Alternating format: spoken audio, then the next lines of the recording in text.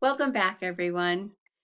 Last time we were together, we talked about prioritizing standards. How do we find those standards that provide readiness, leverage, endurance, and align to a standardized test or a final exam that our students may be held accountable for?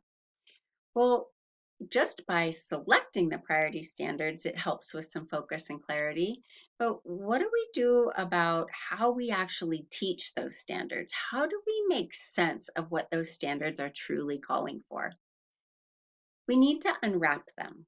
Unwrap, unpack, dissect. I've heard all of those words. And what we're really trying to do is we are trying to isolate both the skills and the concepts in that particular standard. What is it really calling for when it comes to teaching and learning? The first step is to isolate the verb. So I'm looking for determine, analyze, explain. In some cases, I see teachers circle that. In other cases, I see teachers just make it all capital letters, but somehow make that verb stand out and then underline the key concepts. What we're really trying to do is to get rid of any extra language and the things that don't matter so much and really drill down to the skill and the concepts within that standard. And typically, there are more than one or two of those.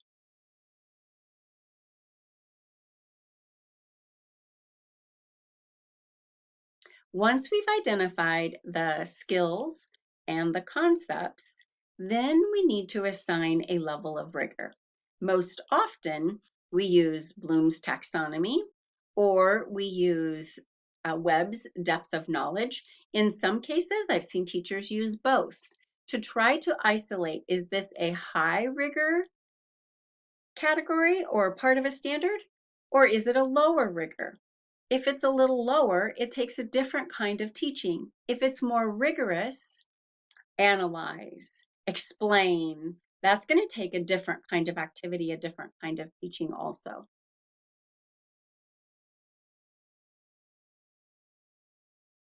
So the goal in unwrapping standards is really to provide clarity for us as teachers around the exact skills and concepts and the level of rigor.